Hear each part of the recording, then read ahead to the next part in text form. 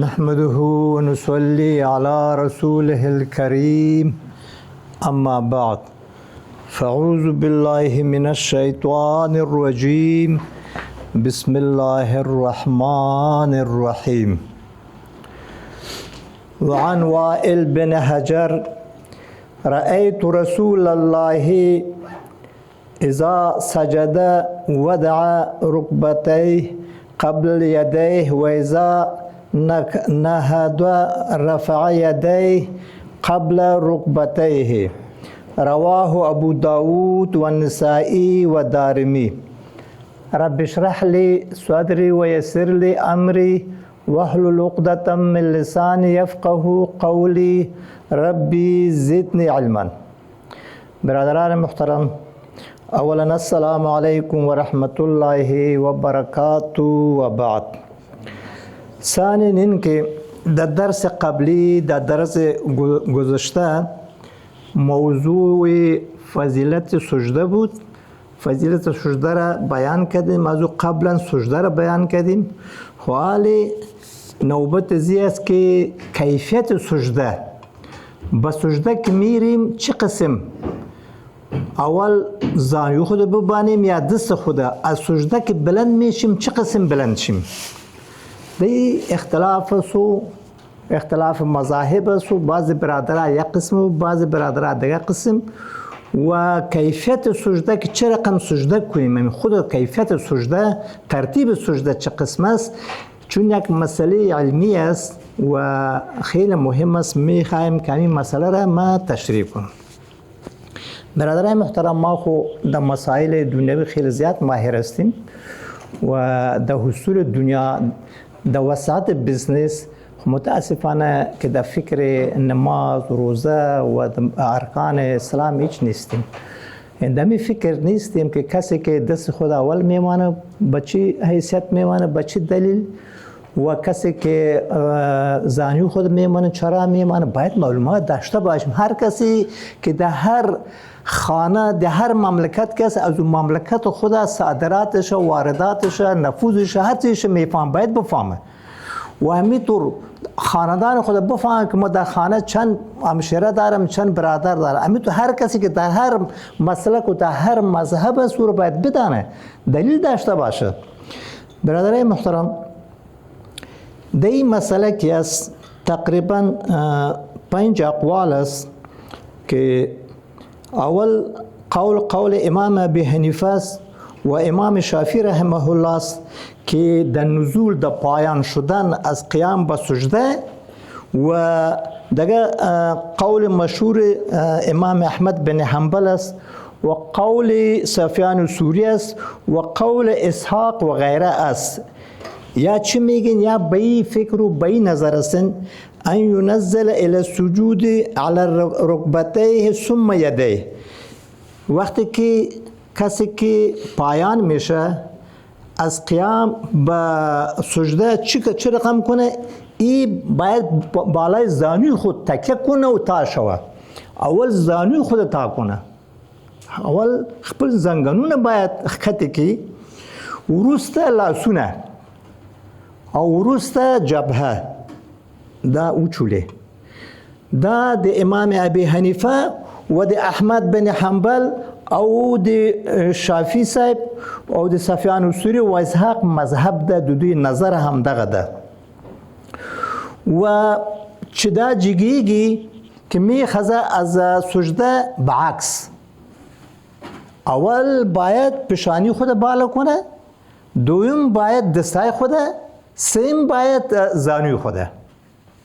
در خیستان در صعود بعکس، در نزول که به قسم است که اول اردو زانو را، پس اردو دست، پس پیشانی را ببانند. این مذهب امام ابی حنیفه و شافعی صاحب و مذهب مشهور احمد بن حنبل و غیره است.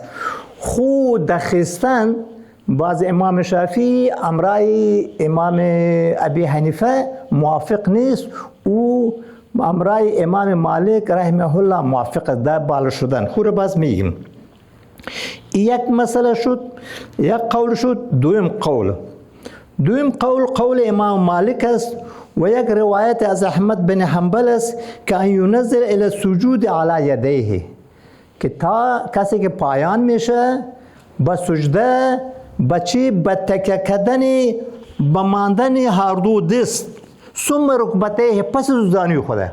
امام مالک رحمه الله اول دستای خود میمانند پس زانو را، و امام ابی حنیفه و شافعی رحمه الله یا اول زانو را پس دست میمانند. در مابین این فرق است، فکر کنیم بسیار فرق است. و ایره در مغنی در صفحه 590 جلد اول این مسئله را خوب واضح گرفته است. این دو قول شد. سیم قول قول ابن تیمیه رحمه الله است که ابن تیمیه رحمه الله میگه که همی دو قول صحیح است. دو قول که کسی زانوی خود میمانه اول و دویم دست خود میمانه، یا اول دست خود میمانه پس زانوی خود میمانه، یا اردوش صحیح و درست است. چرا؟ میگه که اردوش به احادیث صحیح ثابت است. چون به احادیث صحیح که ثابت است دل کس کار که چیزی که میکنه اولی ری میمانه باکی نداره. این نظر کی از نظر ابن تیمیه رحمه الله است. خو این بازی طور میگه که امی که اردوش که صحیح است، این میگه دی اجماع است، اجماع علما است. اینی اجماع علما را که میگه ابن تیمیه رحمه الله دیگه علما کسی قبول ندارن. حتی که شیخ البانی که هم اهل حدیث است او امی نظر زیر قبول نداره، میگه دی اختلاف زیاد است و این اجماع صورت نگرفته است. ایجا بخاطر سیم قولی است که قول ابن حزم رحمه الله است. این میگه که ماندن دست از قیام به سجده، ماندن دست اول پس از ماندن زانو، این ماندن دست اول این فرض است. این علامه ابن حزم رحمه الله میگه که فرض است. کسی اگر اول دست خود نبوانه او نماز او فاسد میگه، چرا ترک فرض میشه. خب این تو نظر زی نظر بسیار عمیق است، اجماع نیست دی. این نظر زی که است در المحلی صفحه 44 بر 3 در جلد 3 این نظر زی است. خب شیخ البانی در تمام المنع در 195 قول ابن حزم رحمه الله را ایره ترجیح داده است. یم به می فکر است شیخ البانی که دستا باید اول مانده شوه، دستا ماندنش فرض است. ام نظر کی است؟ ام نظر ابن حزم رحمه الله است، مخالف نظر ابن تیمیه است. برادرای محترم، هر گروه کی است؟ هر گروه از خود دلایل داره، از خود احادیث داره، حدیث خود ترجیح میدن. مثلا دو مثال میگم. یک مثالی است که امام مالک و موافقین زی این میگه که حدیث شریف است از ابی هریره روایت است که رسول اکرم صلی الله علیه و سلم نهی کرده است، منع کرده است که شما به مثل بعیر وری، ابل وری، شتور وری شما نبشینه. که او چه میکنه که اول زانوی خود میمانه، شما یعنی اول باید دستای خود ببانی. این دلیل کیست؟ دلیل امام مالک است. بدون از دیگه دلایل هم داره. اینال امی دلیل امی حدیثه یکی سلیمان خطابی این میگه که حدیث منسوخ است و حدیث وائل بن که جمعت پیش تکرار گفتم ایره وائل بن حجر حدیث صحیح است، حدیث ثابت است. دیگه فلهذا ای که اول دستای خدا آدم میمانه، این حدیث که از ابی هریره روایت است، این حدیث منسوخ است. خب اینجا باز ببینیم علامه ابن حزم رحمه الله او را فرض میگه او اینجا حدیث منسوخ است. او میگه که نه امی حدیث ابی هریره که است این حدیث ناسخ است، دیگر منسوخ کرده است. خب هر کس از خود دلیل داره، هر مذهب از خود دلیل داره. دلیل دمی احادیث صحیح است، حدیث درست است، حدیث ثابت است. بنا به قول ابن تیمیه رحمه الله او که میگه دو طرف حدیث صحیح است. برادرای محترم، و اینال این بلند شدن که است، در بلند شدن صرف امام شافعی رحمه الله امرای امام مالک که است که یا امیتور میگن که با بلند شدن که دست خود تکیه کنه، ای که دست خود تکیه میکنه به سجده میره، بس دست خود تکیه کنه، زانو خود بلند کنه، پس رو دست خود بلند کنه. ای امام مالک و شافعی رحمه الله هم در یکی از نظر است. برادرای محترم، اگر یه آدم هرچی دلایل بگویه و احادیث بگویه، از احادیث است خو ما نمیخوایم که دیگه ذکر زیاد دی تشریح بدم که وقت ما کم است، باید چیزای مهم آدم بگویه. اینال ترتیب سجده که سجده را چه رقم آدم با کدام ترتیب ما سجده میکنیم. سجده که رسول اکرم می فرمایی که ما امر شدن که با 7 اعضا ما باید سجده کنم. اینال اول امی دو پنجه پای باید سرزی آدم استوار باشه و پنجه پای انگشته به طرف قبله باشه. و اگر این بلند شد، اون ما خور پیشم گفتم که در شامی و در بعض کتابه فقه گرفته است که اگر دو پای آدم از اگان که بلند میشه، ما که نماز سنت میخوانیم که میبینم موجه بر کسی که سجده میره سرزانه خود زور میزنه، پاهیشت بلند میشه، هر دو پنجش بلند میشه. که بلند شد نالی خود با اعضای خود صورت نمیگیره. این دو پایزی که بلند شد، علما میگن، فقها میگن که از زیر سجده زی فاسد میشه و بعضی فقها میگن که نه مکروه میشه. چرا یک عضو است. خو بنا به هر تقدیر اینال اردو پای پنجیش باید سونه قبله باشه، سرای سونه قبله باشه. یکی پس از دو تا زانو است، پس از چه دو تا دست است. دو تا دست میمانی در مابین اردو دست خود سر خود میمانی و از این در دو دست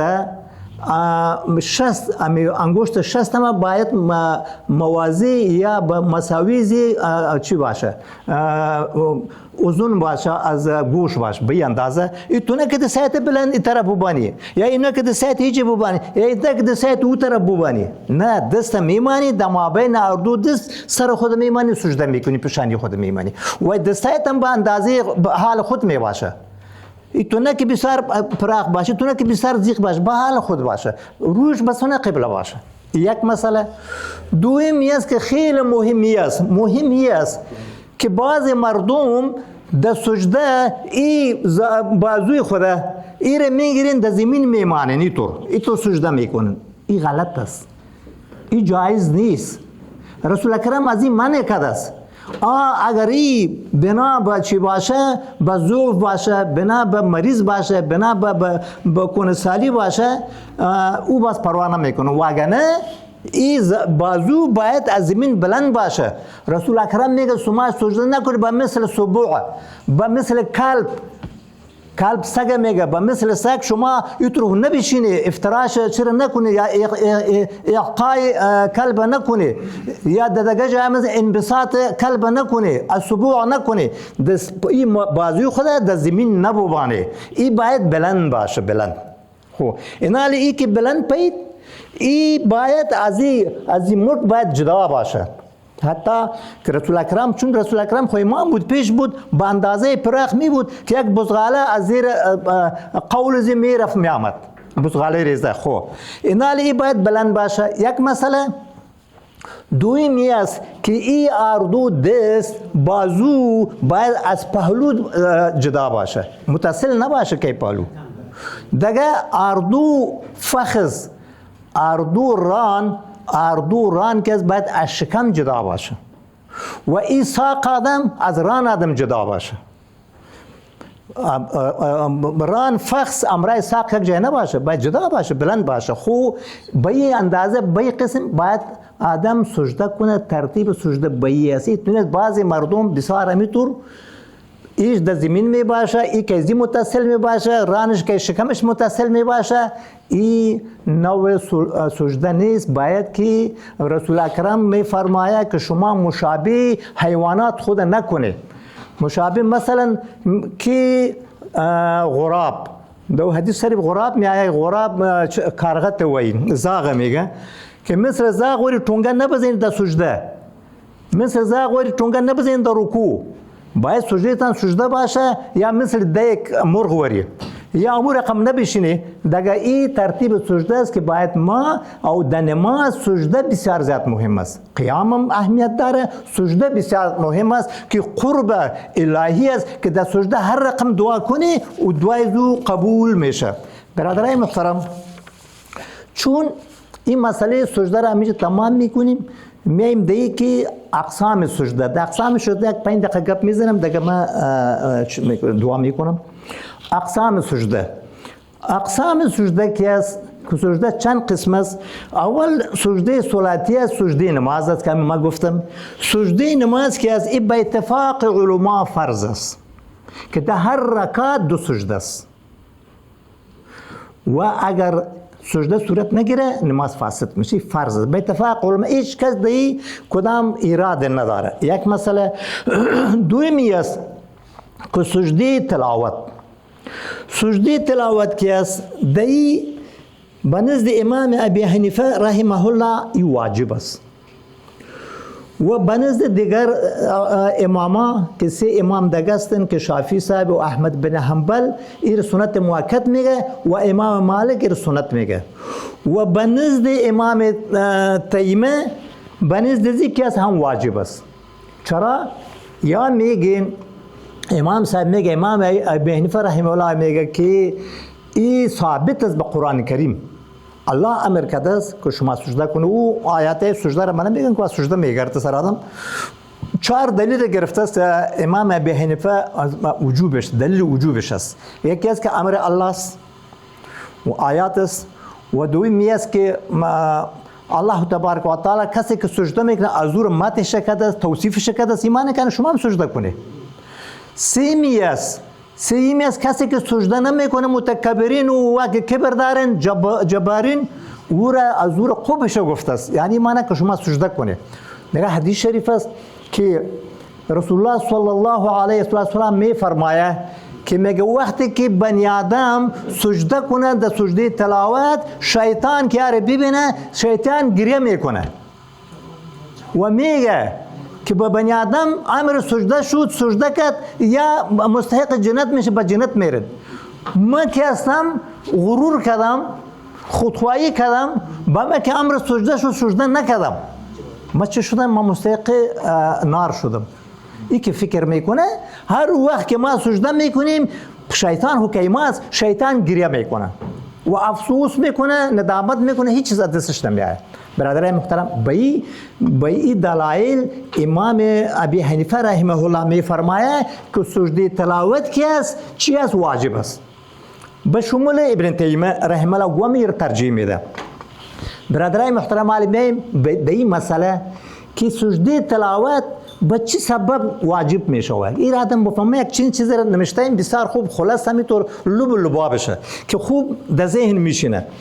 سجده تلاوت که است به 3 چیز واجب میشه برادرای محترم، به 3 چیز. ملکه پدری شانو باندې دا واجبیږي. یو دا ده که خود انسان تلاوت کنه، که انسان بخانه مسجده ره ولو اگر خودش نبشنوه. این چه قسم است؟ این که هر کسی که تلاوت میکنه که میشنوه یا نمیشنوه، می کسی که من تلاوت میکنم میشنوم یا نمیشنوم سر من سجده واجب میشه. میشنوم خب میشنوم، که نمیشنوم چه مثال چی است؟ که مثلا قاری است، حافظ است، یا کسی که تلاوت میکنه این چی است؟ این کر است، کانه ده، کون ده، نمیشنوه. یا ایست که خوب بود در آخر به تکلیف پیدا میشه، از گوشه از سم گوشه خلاص میشه. دیگه ای اگه میشنوه یا نمیشنوه آیات سجده که تلاوت میکنه سرزی چی میشه؟ سجده تلاوت واجب میشه. یکی به تلاوت شد یک مسئله. دویم که از سجده تلاوت به شنیدن او خب به تلاوت شد. اینال کسی که میشنوه خودش تلاوت نمیکنه از دیگه کسی میشنوه سرزی کس چی میشه؟ واجب میشه. به شنیدن سجده تلاوت اگر ای قصد زیر کده باشه یا نکده باشه، غیر اختیاری تصادفاً یکی میایه ایجا تلاوت میشه، در تلاوت آیات سجده میایه دیگه قصد زیر نداره که ما ایجا باشم یا قصد داشتن یا باشه که من سجده تلاوت ایره شکنم بشنوم. قصدن باش، قصد داشته باش، نداشته باش، تصادفاً باشه، اختیاری غیر اختیاری، منتها که شنید سرزی چی میشه؟ واجب میشه. این بنا به احناف است، خب بنا به نظرات امام ابی حنیفه رحمه الله است. این دو مسئله شد. سیم اول خوی بود که تلاوت، دومی که شنیدن، سیمی است که نه تلاوت میکنه و نه میشنوه، سرزم سرش میگرده. این سببش این بسیار مهم است. تلاوت هم نمیکنه، شنیدن هم نمیشنوه، بازم سرش میگرده. این کی است؟ این او کسی است که اقتدا میکنه پشت امام.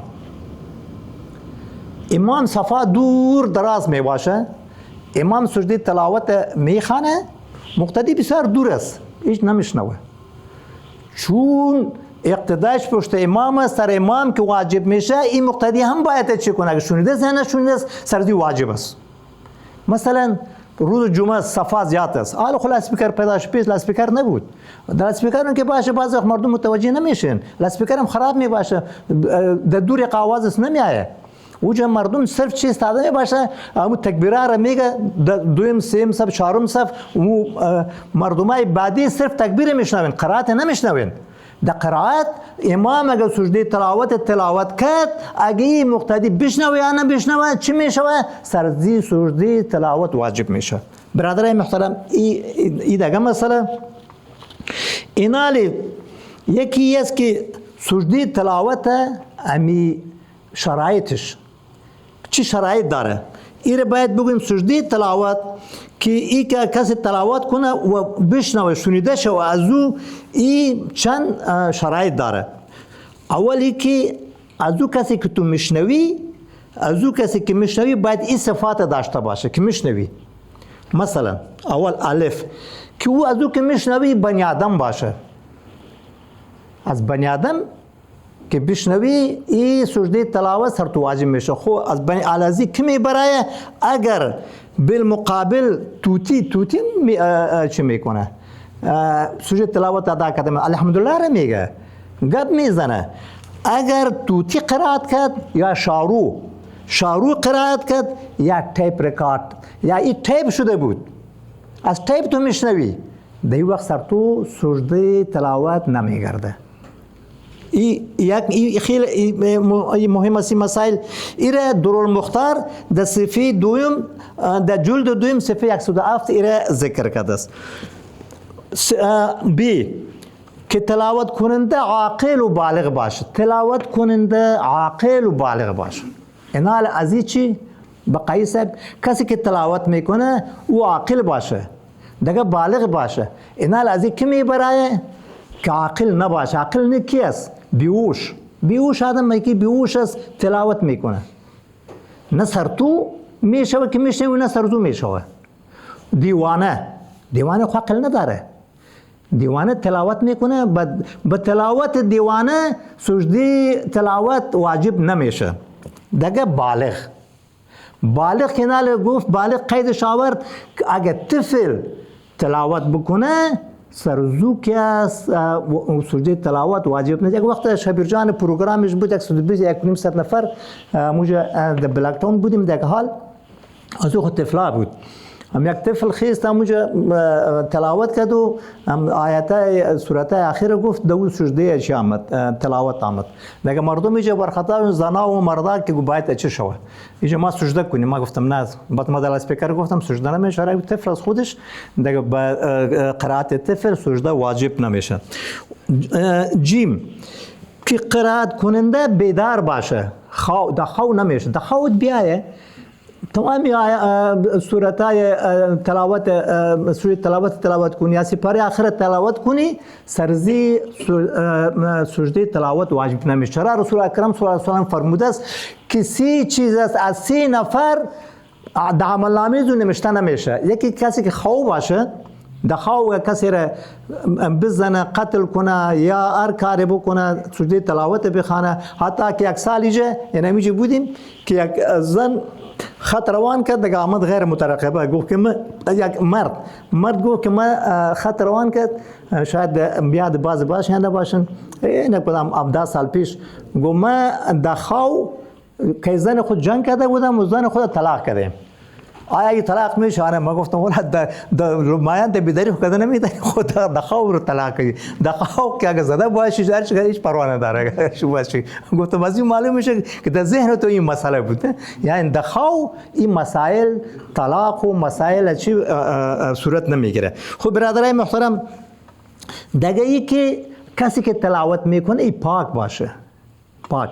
اگه جنوب تلاوت کنه یا زن حیزه زن نفاسه و مسلمان نباشه کافر تلاوت کنه به تلاوت زن حیزه زن نفاسه و جنوب و به تلاوت کافر سجده تلاوت واجب نمیشه. ما دیگه دعا میکنم با نیم دقیقه شد دیگه وقت میگم دعا میگم که وقت ما زیاد چه نشوه مظفری صاحب هم است که نوبت زیر نگیرم. دعا میکنیم خدای ما را در دنیا با ایمان از دنیا با ایمان روز قیامت با ایمان خدای ما را به دست راست ما بده. خدای ما را از حسد از بغض و عداوت خدای نگاه کنه. خدای ما را از آتش دوزخ نگاه کنه داخل جنت بگردانه. خدای این برادرایی که آمدین مین خدای بیا اجر عظیم بده. اللهم ربنا آتنا فی الدنیا حسنة و فی الاخرة حسنة و قنا عذاب النار برحمتك یا ارحم الراحمین. آینده زیر بعد دیگه درس میر تکمیل میکنم.